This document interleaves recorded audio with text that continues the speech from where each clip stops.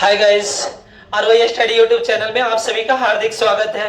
मैं विपिन यादव आज आरोही क्विज प्रतियोगिता पार्ट 4 के बारे में आपको बताऊंगा और इसमें क्या योग्यताएं हैं इसके बारे में भी हम जान लें। योग्यता ना 6 से लेकर 10 तक के अध्ययनरत छात्र इसमें भाग ले सकते हैं और इसके एग्जाम ना 5 जनवरी 2025 को होगा और फॉर्म भरने की जो तिथि है वो 25 दिसंबर है। साथ ही साथ इसमें ना क्लास वाइज टॉप 20 छात्रों को पुरस्कार मिलेंगे।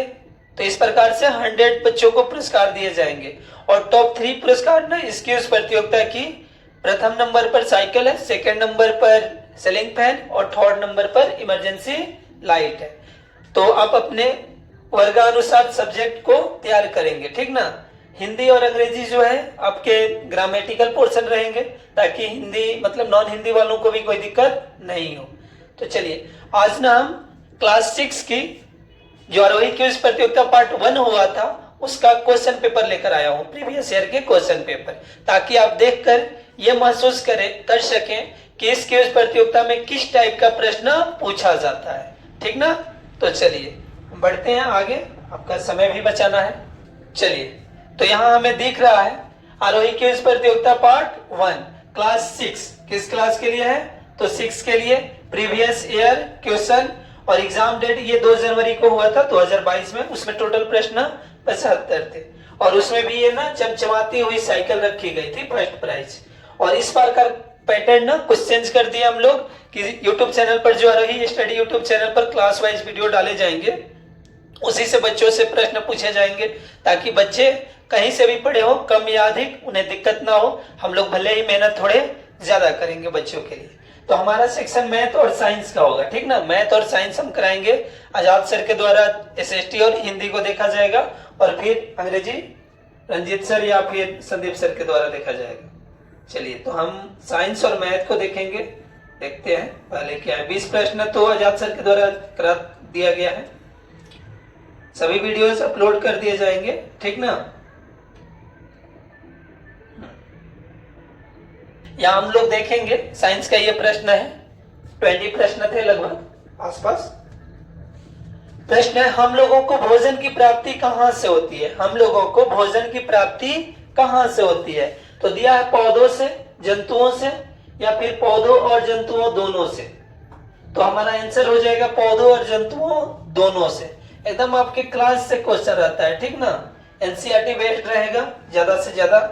चलिए मूंगफली का कौन सा भाग खाया जाता है, मतलब मूंगफली है, हम लोग फलों में देखते हैं किसका पुष्पासन, तो किसी का बाह्य भाग, किसी का जड़। तो यहाँ पूछा है मूंगफली का कौन सा भाग खाया जाता है। तो मूंगफली का ना बीज खाया जाता है, बीज पत्र या बीज हो गया है।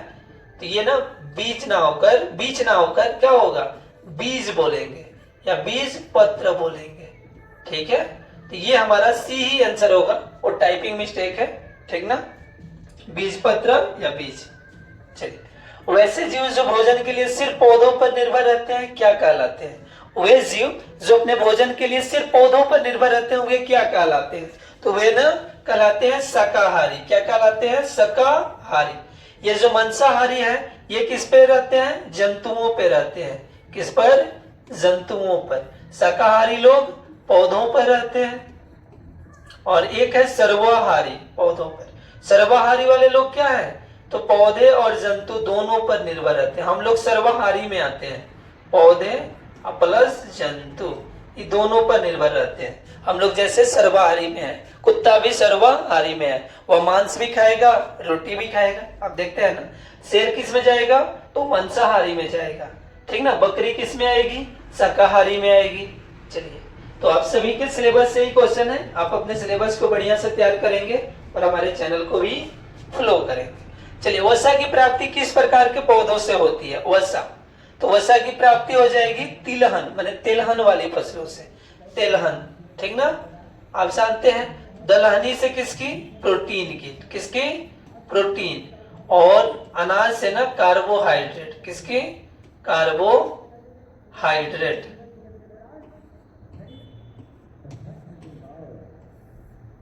ठीक है। और तिलहन से किसकी है, वसा की है, ठीक ना। ये तीनों से ना हमें क्या मिलते हैं, ऊर्जा की प्राप्ति होती है।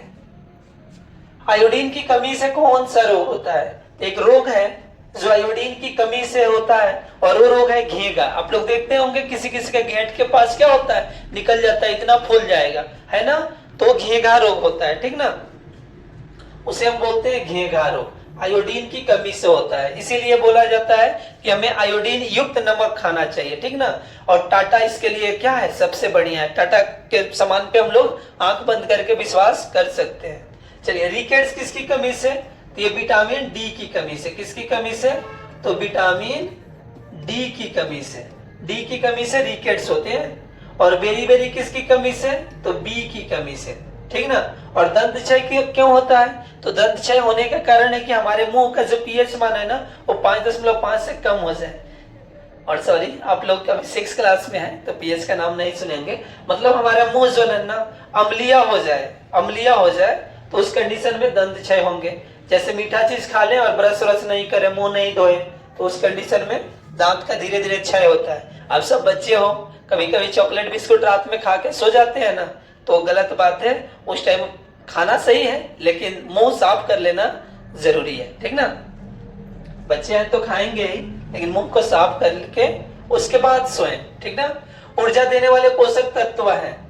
ऊर्जा देने वाले पोषक तत्व वसा, कार्बोहाइड्रेट या फिर वसा एवं कार्बोहाइड्रेट, ये दोनों हो जाएगा, ठीक ना। साथ ही साथ इसके वसा कार्बोहाइड्रेट के साथ साथ प्रोटीन भी हो जाता, ठीक ना। तो नहीं है तो ये को है, तो दोनों आंसर हो जाएंगे हमारे। आगे है, जल में घुल्य पदार्थ को क्या कहते हैं? मतलब जो पदार्थ जल में घुल जाता है उसको हम क्या बोलते हैं? जल में घुल्य पदार्थ को क्या कहते हैं? तो उसको कहते हैं विलय। जो किसी चीज में घुल जाए उसे हम बोलेंगे विलय। और जो बिलवा दे किसी को, मतलब अपने में घुला दे, उसको बोलते हैं विलायक। और दोनों को मिला के क्या बोलेंगे? दोनों को जोड़ के बोलेंगे विलयन, ठीक ना। विलयन हम कैसे बोलेंगे? तो विलयन बराबर हो जाता है विलय प्लस विलायक, तो ये बन जाए विलयन, ठीक ना। और जो घुल जाए वो विलय, जो घुला दे किसी को वो बन जाएंगे विलायक। बढ़ते हैं आगे। निम्न में कोमल पदार्थ कौन है? कोमल का मतलब समझ सकते हैं कि मुलायम पदार्थ कौन है? साबुन, रबड़, लकड़ी, लोहा।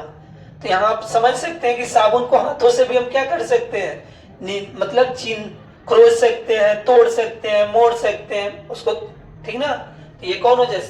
साबुन सबसे मुलायम। इसको छोड़ते तब इन तीनों में पता करते तो रबड़ होता है ना।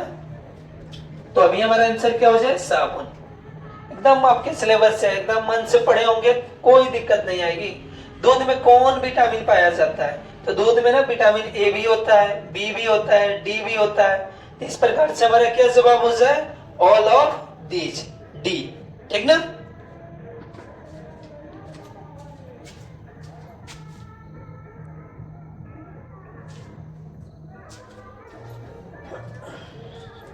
आगे बढ़ते हैं। पदार्थ की कितनी अवस्था होती है? पदार्थ की कितनी अवस्थाएं होती है? तभी ना आप लोगों के क्लास के लिए ना कितनी बोली जाए? 3, ठीक ना। आगे अब जाएंगे 9th क्लास में तो वहां पे आपको मिल जाते हैं 5, ठीक ना। लेकिन मुख्य रूप से 3 ही बोला जाता है, और 2 और भी अवस्था है, चौथी अवस्था और 5वीं अवस्था, ठीक ना। चौथी अवस्था आपका प्लाज्मा और 5वीं अवस्था बोस-आइंस्टीन कंडेंसेट। तो अभी आगे बढ़ेंगे तो मिलेगा। अभी आप 3 ही बोलेंगे, ठीक ना। ठोस, द्रव और गैस, ये भी लिख लें। ठोस, द्रव तथा गैस।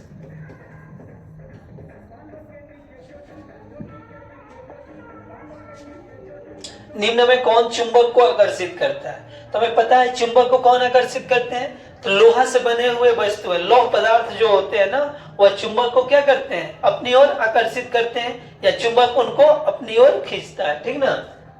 तो यहाँ सोना नहीं, लकड़ी भी नहीं, एल्यूमिनियम भी नहीं, तो क्या आंसर हो जाए? लोहा, ठीक है।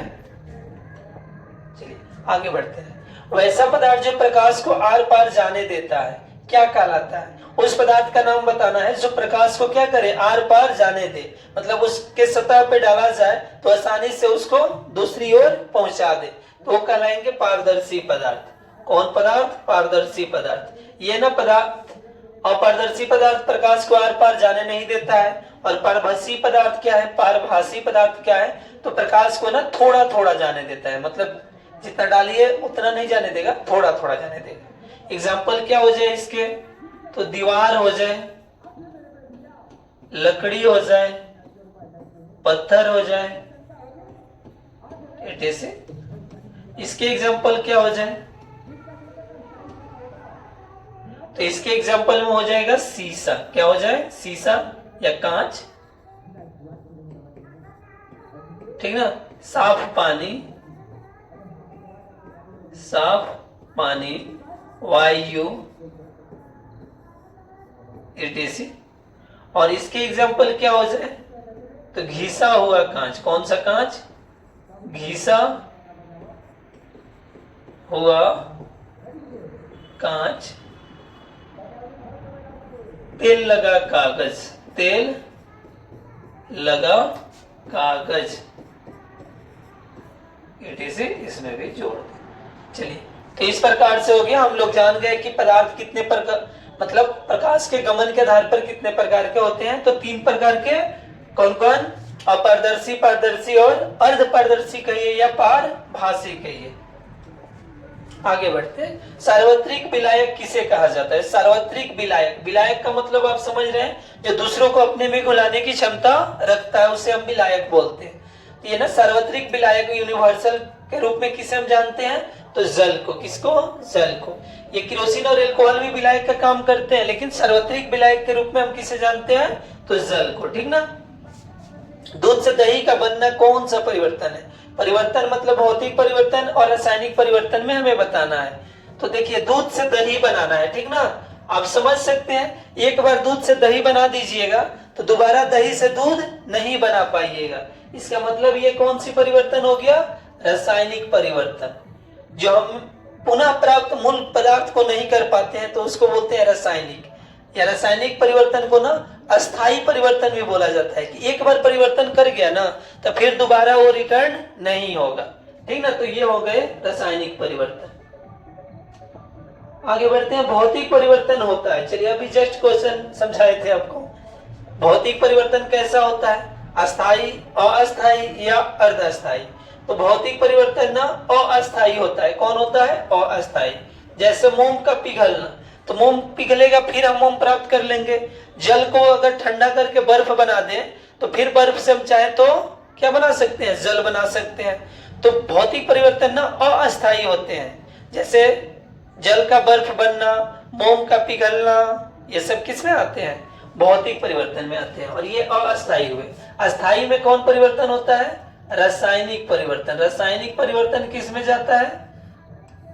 रासायनिक परिवर्तन किस में जाएगा? तो ये जाएंगे ना अस्थाई परिवर्तन में। एक बार परिवर्तन हो गया तो फिर दोबारा रिटर्न नहीं जाए बनेगा। निम्न में प्रकाश का प्राकृतिक स्रोत कौन है? प्रकाश का प्राकृतिक स्रोत कौन है? विद्युत बल्ब, ये तो मानवकृत है। लालटेन, ये भी मानवकृत है। मोमबत्ती, ये भी मानवकृत है। तो इसका आंसर क्या हो जाए? सूर्य। कौन आंसर हो जाए? सूर्य। सूर्य हमारा प्राकृतिक स्रोत है प्रकाश का, ठीक ना। बाद बाकी जो इसमें नजर आ रहे हैं सब मानव ने बनाए हैं, खुद से निर्मित किए हैं, ठीक ना। तो मानव कृत हुए, चाहे कृत्रिम कहिए, ठीक ना। चलिए, निम्न में दीप्त वस्तु कौन है? तो प्रकाश के उत्सर्जन के आधार पर ना वस्तुएं कितने प्रकार की? 2 प्रकार की। एक हो गई जाती है दीप्त वस्तु और दूसरी हो जाती है अदीप्त वस्तु। तो दीप्त वस्तु कौन है? विद्युत बल्ब, लकड़ी, मिट्टी, किताब। किताब तो बहुत प्रकाश उत्पन्न करता है जीवन में, लेकिन इसको हम दीप्त वस्तु नहीं बोलेंगे, ठीक ना। तो इसमें कौन हो जाए? विद्युत बल्ब। कौन हो जाए? विद्युत बल्ब, ठीक ना। चलिए बढ़ते हैं आगे। वृत्तीय पथ पर गतिशील कार्य की गति है, यानी कि वृत्तीय पथ पर, वृत्तीय पथ समझ सकते हैं, ठीक ना। वृत्तीय पथ पे गतिशील होना है, ठीक ना। अब इस पथ पे कोई गति करेगा तो उसकी गति को हम क्या बोलेंगे? कह रहे हैं वृत्तीय पथ पर गतिशील कार्य की गति है। रेखीय गति नहीं, रेखीय गति तो ऐसे एक रेखा में जाएगी। आवर्त गति नहीं, आवर्त गति भी नहीं। वृत्तीय गति, कौन गति हो जाएगी? वृत्तीय गति। ठीक है, आगे बढ़ते हैं। 3.5 किलोमीटर में कितना मीटर होता है? ठीक ना, हम जान रहे हैं कि 1 किलोमीटर बराबर कितना मीटर? तो 1000 किलोमीटर, सॉरी देखिए 1 किलोमीटर बराबर क्या होगा? तो 1000 मीटर। अभी बात हुआ है कि 3.5 किलोमीटर बराबर कितना मीटर, तो यहां हम करेंगे क्या? 3.5 गुणे 1000, तो इस प्रकार से 1 दशमलव है तो 35/10 कर देंगे और यहाँ 1000, तो 1 0 को कैंसिल कर देगा। इस प्रकार से हो क्या जाएगा? 3500 मीटर। यहाँ हमारा जवाब क्या होगा? B, 3500 metre. ठीक ना, चलिए आगे बढ़ते हैं। छोटा सा न्यूमेरिकल था, ठीक ना, आपकी क्लास के लिए। भौतिकी का पिता किसे कहते हैं? भौतिकी का पिता, फिजिक्स का, फादर ऑफ फिजिक्स। पिता कहिए या जनक कहिए, बात एक ही है। कई लोग इसका ऑब्जेक्शन भी करते हैं कि भौतिकी का जनक होना चाहिए, पिता नहीं। ये भी मिलता रहता है, ठीक ना, टेंशन नहीं लेना। चलो, तो भौतिकी का पिता किसे बोलेंगे? न्यूटन साहब को। यही है जो सेव गिरा था, ठीक ना, और उसके बाद इन्होंने फिजिक्स के क्षेत्र में काफी क्या किए? खोज किए, काफी सारे नियम भी दिए, गति का नियम हो। कई बच्चे तो ये भी कहते हैं कि काश वो सेव ना गिरकर पूरा पेड़ न्यूटन के शरीर पर गिर गया रहता तो हमें फिजिक्स नहीं पढ़ना पड़ता, है ना। लेकिन गलत बात है। आज फिजिक्स का ही विकास है कि हम लोग बहुत सारे यंत्रों का मतलब यंत्रों को देख पा रहे हैं, भौतिक सुख सुविधाओं को भोग पा रहे हैं। चलिए, अरस्तु को किसका पिता कहते हैं या जनक? तो ये जीव विज्ञान के हैं। किसके? जीव विज्ञान के।